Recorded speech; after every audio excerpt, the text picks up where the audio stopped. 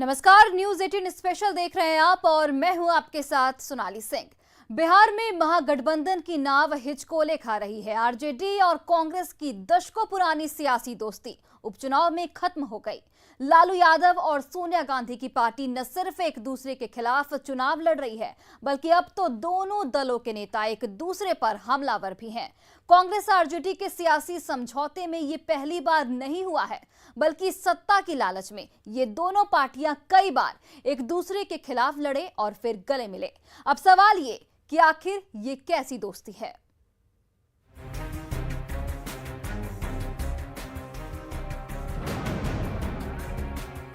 बिहार की राजनीति में कांग्रेस और आरजेडी की दोस्ती दशकों पुरानी है। दोनों दल कई बार अलग हुए और हर बार वापस एकजुट भी हुए। बिहार में लालू यादव की पार्टी आरजेडी और सोनिया गांधी की पार्टी कांग्रेस का गठबंधन एक बार फिर से नाजुक दौर से गुजर रहा है। आरजेडी अध्यक्ष लालू प्रसाद यादव करीब 30 महीने बाद पटना पहुंचे हैं और लालू यादव के सामने दशकों पुरानी कांग्रेस से दोस्ती की अग्नि परीक्षा है। बिहार की राजनीति की गहरी समझ रखने वाले नेता लालू प्रसाद यादव अपने पुराने सहयोगी कांग्रेस पर फिलहाल तल्ख हैं। लालू यादव को पता है कि राजनीति में दोस्ती और दुश्मनी कब मोल लेनी चाहिए और कब समझौता करना चाहिए। अभी लालू यादव का जो तेवर है उसे देखकर लगता है कि इस बार आरजेडी कांग्रेस के रिश्ते में बंधन की गांठ ढीली पड़ गई है। फिलहाल एक आम वोटर की हैसियत से बिहार की पॉलिटिक्स पर नजर डालें तो समझ में नहीं आता कि आरजेडी कांग्रेस साथ हैं या फिर अलग अलग। लेकिन वोट और सत्ता की मजबूरी में आरजेडी और कांग्रेस एक दूसरे के साथ होने का दिखावा दशकों से कर रही है। लालू यादव और सोनिया गांधी के बीच सियासी संबंध की शुरुआत और अब तक के सफर को समझने के लिए 80 और 90 के दशक में जाना होगा। साल 1988 में कर्पूरी ठाकुर के निधन के बाद 1990 में चुनाव हुए। बिहार में बीजेपी के सहयोग से जनता दल की सरकार बनी। मुख्यमंत्री पद को लेकर बात ठन गई। तत्कालीन प्रधानमंत्री वीपी सिंह चाहते थे कि राम सुंदर दास को कुर्सी मिले, जबकि चंद्रशेखर रघुनाथ झा का समर्थन कर रहे थे। इस विवाद को खत्म करने के लिए तत्कालीन डिप्टी पीएम देवीलाल ने लालू प्रसाद यादव का नाम आगे कर दिया और 10 मार्च 1990 को लालू यादव पहली बार बिहार के मुख्यमंत्री बन गए। लेकिन बीजेपी के सहयोग से मुख्यमंत्री बने लालू यादव ने 23 सितंबर 1990 समस्तीपुर में लाल कृष्ण आडवाणी की यात्रा रोक दी और इसके साथ ही लालू यादव कांग्रेस के करीब पहुंच गए। यहां से लालू यादव और कांग्रेस में दोस्ती की बुनियाद पड़ी और बिहार में कांग्रेस की राजनीतिक जमीन खिसकने लगी। लालू यादव से दोस्ती के बाद बिहार में कांग्रेस हमेशा से परछाई बनकर रह गई। जो कांग्रेस 1990 से पहले बिहार में सबसे मजबूत पार्टी हुआ करती थी, वो मानो लालू यादव की पिछलग्गू बन गई। कई बार बिहार में आरजेडी और कांग्रेस में दरार पड़ी, लेकिन सियासी जरूरत के लिए ये हर बार उस दरार को पाटते रहे हैं। अब एक बार फिर बिहार में उपचुनाव की 2 सीट पर पुरानी दोस्ती का इम्तिहान है। Bureau report, news 18।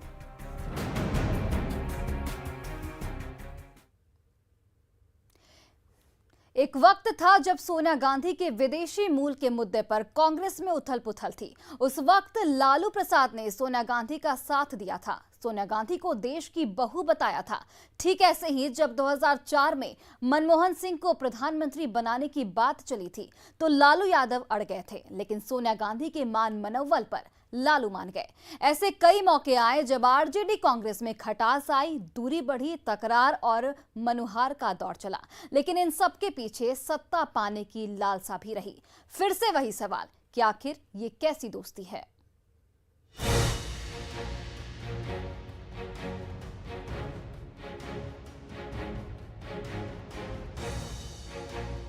बिहार में 2 सीटों पर उपचुनाव की सरगर्मी के बीच महागठबंधन मझधार में फंस गया है। 22 अक्टूबर को करीब 3 दशक तक बिहार की राजनीति में आरजेडी की परछाई बनकर राजनीति करने वाली कांग्रेस ने अलग होने का फैसला कर लिया।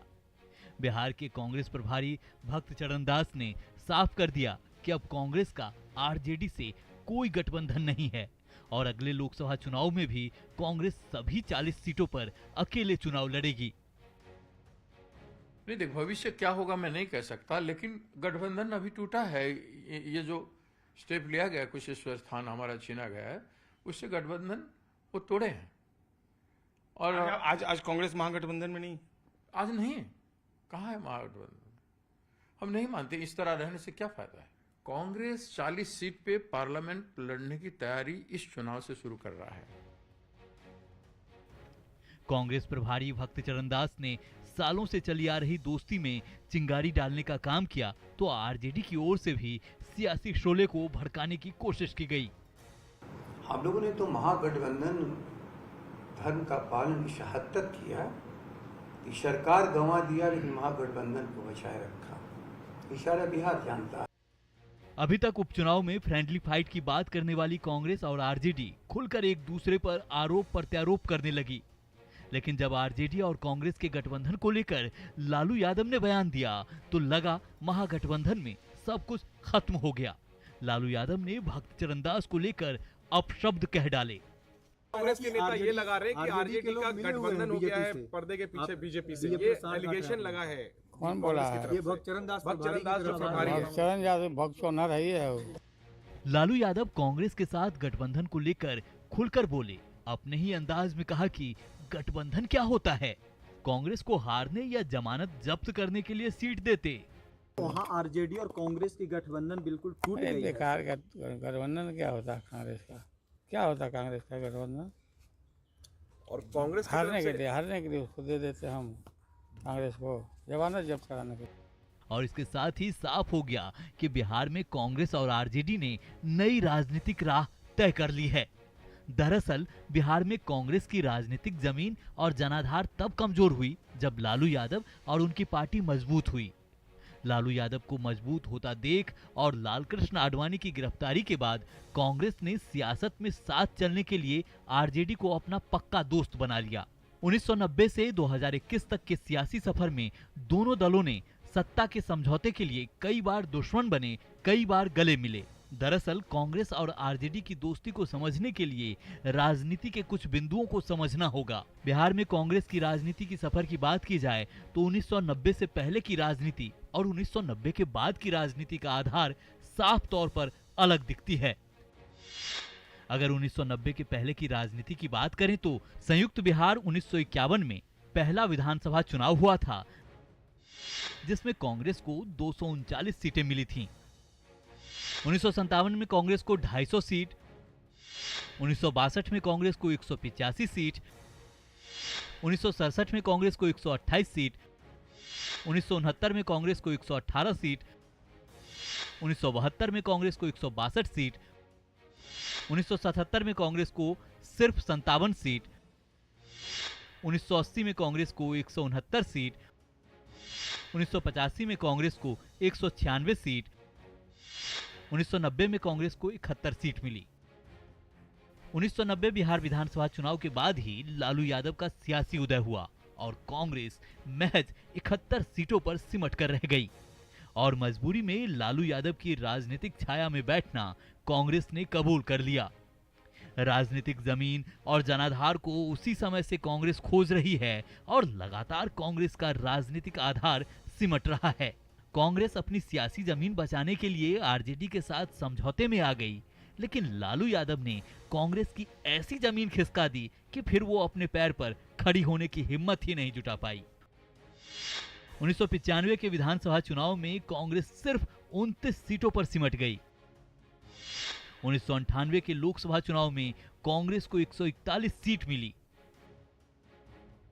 1998 के लोकसभा चुनाव के बाद कांग्रेस को इस बात का बेहतर तरीके से एहसास हो गया कि बिहार में वो अपनी पूरी जमीन खो चुकी है।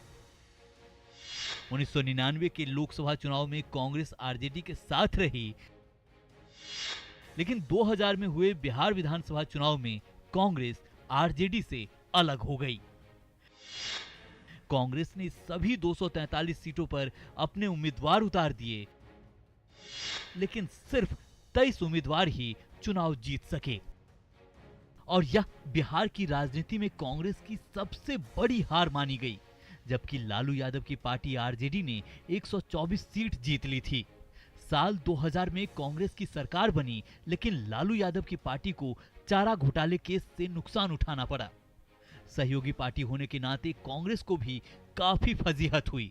2005 का विधानसभा चुनाव आरजेडी और कांग्रेस मिलकर लड़े, लेकिन दोनों राजनीतिक दल मिलकर भी सत्ता तक नहीं पहुंच सके। नीतीश कुमार मुख्यमंत्री बने और उसके बाद मानो लालू यादव और कांग्रेस दोनों की राजनीति बिहार से अस्त हो गई। 2005 के बाद बदली राजनीतिक सियासत ने समय समय पर आरजेडी और कांग्रेस के बीच सियासी लड़ाई भी खड़ा करती रही। 2004 से 2009 तक की चली मनमोहन सरकार में लालू यादव खुद रेल मंत्री थे, तो बिहार में कांग्रेस का समझौता चलता रहा। लेकिन 2009 में जब दूसरी बार मनमोहन सिंह की सरकार बनी और लालू उसमें शामिल नहीं किए गए, इसका राजनीतिक असर बिहार में भी दिखा। 2010 में हुए बिहार विधानसभा चुनाव में कांग्रेस और आरजेडी की दोस्ती फिर एक बार टूट गई। 243 सीटों पर कांग्रेस ने अपने उम्मीदवार उतार दिए। 2010 में हुए विधानसभा चुनाव में आरजेडी और कांग्रेस की किरकिरी हो गई। कांग्रेस और आरजेडी अलग अलग चुनाव लड़े थे। इसमें कांग्रेस को सिर्फ 4 सीट मिली थी और राष्ट्रीय जनता दल को कुल 22 सीटें मिली थी। यह लालू यादव की राजनीति का सबसे खराब सियासी समय कहा जा सकता है, क्योंकि राष्ट्रीय जनता दल इतनी सीट भी जीत नहीं पाई कि उसे विधानसभा में विपक्ष के तौर पर दर्जा भी दिया जा सके। किसी भी सदन में नेता प्रतिपक्ष का दर्जा उसी पार्टी को दिया जाता है जिसने कुल सीटों की 10% सीटों पर जीत हासिल की हो। 2015 के विधानसभा चुनाव में नीतीश कुमार ने लालू यादव से हाथ मिला लिया। 2015 का विधानसभा चुनाव एक बार फिर आरजेडी और कांग्रेस के लिए संजीवनी साबित हुआ और दोनों राजनीतिक दल फिर से बिहार में सीटों की संख्या के आधार पर दिखने भी लगे। 2015 के विधानसभा चुनाव में कांग्रेस को 27 सीटें मिली, जबकि राष्ट्रीय जनता दल 80 सीट जीतने में कामयाब रही थी। 2020 के बिहार विधानसभा चुनाव में आरजेडी, कांग्रेस और वाम दलों ने महागठबंधन बनाकर चुनाव लड़ा। सरकार तो बन नहीं पाई, लेकिन सीटों के आधार पर आरजेडी सबसे बड़ी पार्टी बनकर उभरी। 2020 चुनाव में कांग्रेस को 19 सीट पर जीत मिली। इन तमाम चीजों के बीच 2019 के लोकसभा चुनाव के जो परिणाम आए, उसमें कांग्रेस के साथ होने का खामियाजा आरजेडी को भुगतना पड़ा। 2019 लोकसभा चुनाव के परिणामों में आई मोदी सुनामी बिहार को भी ले उड़ी। नरेंद्र मोदी और नीतीश कुमार ने साथ आकर बिहार में महागठबंधन की सोशल इंजीनियरिंग को रौंद डाला। बीजेपी गठबंधन एनडीए ने बिहार की 40 में से 39 सीटों पर जीत दर्ज कर करीब करीब क्लीन स्वीप कर लिया। 2019 लोकसभा चुनाव के बाद आरजेडी की समीक्षा में माना गया कि राष्ट्रीय स्तर पर कांग्रेस की नीतियों का खामियाजा पार्टी को भुगतना पड़ा है। दावा तो ये भी किया गया कि बिहार में कांग्रेस का कोई आधार ही नहीं है, जबकि कांग्रेस बिहार में लगातार लालू के सोशल इंजीनियरिंग का वोट अपने खाते में डालती रही। यानी 2019 लोकसभा चुनाव की टीस और फिर 2020 बिहार विधानसभा चुनाव में बड़ी पार्टी होने के बावजूद सत्ता से दूर रहना आरजेडी को लगातार अखरता रहा है। और यही वजह है कि अब कांग्रेस और आरजेडी के बीच दूरी दिख रही है। पार्टी को संभाल रहे तेजस्वी यादव ने उपचुनाव में कांग्रेस को भाव नहीं दिया। आरजेडी ने तारापुर और कुशेश्वर स्थान दोनों जगहों पर अपने प्रत्याशी उतार दिए, जिसके बाद कांग्रेस ने भी दोनों सीटों पर उम्मीदवारों की घोषणा कर दी। यही नहीं, कांग्रेस प्रभारी भक्त चरणदास ने यहां तक कह दिया कि अब कांग्रेस आरजेडी का कोई गठबंधन नहीं है और कांग्रेस लोकसभा चुनाव में भी अकेले लड़ेगी, जिससे लालू प्रसाद नाराज हो गए और भक्त चरणदास के खिलाफ अमर्यादित बयान भी दे डाले। बिहार में 2 दशकों से ज्यादा समय से सियासी दोस्त कांग्रेस और आरजेडी के बीच अब मुद्दों की सियासी तलवार खिंच गई है। कल तक लालू यादव पर चुप्पी साधने वाली कांग्रेस अब हमलावर है। खासकर भक्त चरणदास के खिलाफ इस्तेमाल किए गए अपशब्द को लेकर कांग्रेस नेताओं ने आरजेडी नेताओं को शब्दों की मर्यादा का ख्याल रखने की नसीहत दी है। लालू जी राज्य के बड़े नेता हैं, उनसे ऐसे शब्दों की अपेक्षा कांग्रेस नहीं करती है। अगर इस तरह के शब्द और बयान राजद के नेताओं की तरफ से लगातार कांग्रेस के नेताओं के बारे में आते रहेंगे तो कांग्रेस के नेताओं को भी संयम तोड़ने में देर नहीं लगेगा। और इस बार जो इन्होंने टिप्पणी किया है, उस टिप्पणी के बाद न सिर्फ राष्ट्रीय जनता दल ये दोनों सीटों पर चुनाव हारेगा, बल्कि जो उनका सपना है अपने जीवन काल में अपने पुत्र तेजस्वी यादव जी को मुख्यमंत्री बनाने का, वह सपना उनके जीवन काल में तो नहीं, बाद में ही पूरा नहीं होने वाला अगर उनकी कार्यशैली, सोच और ये इस तरह की जो मानसिकता नहीं बदलती है। जैसे कहते हैं ना, पुरानी कहावत है कि सियानी बिल्ली खम्बा नोची। हम लोग उस तरह का शब्द इस्तेमाल नहीं करते हैं।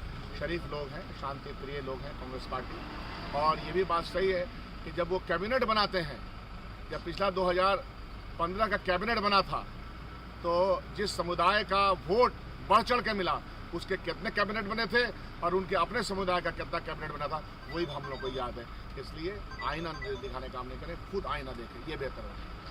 यानी कांग्रेस और आरजेडी में अब सियासी युद्ध परवान पर चढ़ चुका है। लालू यादव 2020 बिहार विधानसभा चुनाव में नहीं पहुंच सके थे, लेकिन अब जबकि उपचुनाव है, लालू यादव पटना पहुंचे हैं। उपचुनाव के पहले लालू यादव के पटना पहुंचने पर कार्यकर्ताओं में जोश है। पटना एयरपोर्ट से लेकर राबड़ी आवास तक कार्यकर्ताओं की भीड़ लगी रही। करीब 3.5 साल बाद लालू की एक झलक देखने के लिए पार्टी कार्यकर्ता बेचैन थे।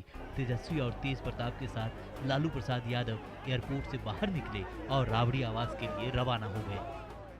पटना पहुंच चुके हैं। लालू प्रसाद यादव जो हैं वो आज दिल्ली से अपनी पत्नी राबड़ी देवी और मीसा भारती के साथ चले थे और अभी जो है देख सकते हैं लालू प्रसाद यादव पटना एयरपोर्ट पहुंचे हैं और गुलाब का माला पहना करके उनका अभिवादन किया गया, स्वागत किया गया। साथ में तेज प्रताप यादव भी हैं, जगदानंद सिंह है, तेजस्वी हैं, सभी हैं यहाँ पे मौजूद हैं। और ये लालू प्रसाद यादव जो हैं वो आरजेडी का गमछा और हरी टोपी जो है वो पहन करके वो पटना एयरपोर्ट पे पहुंचे। बिहार में कांग्रेस और आरजेडी का भविष्य उपचुनाव ही तय करेगा। लालू यादव की भूमिका भी बेहद अहम रहने वाली है।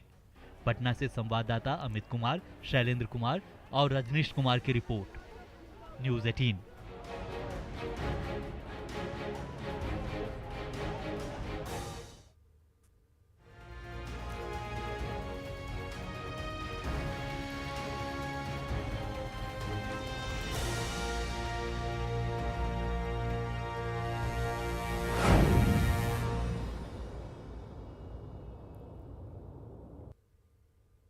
और फिलहाल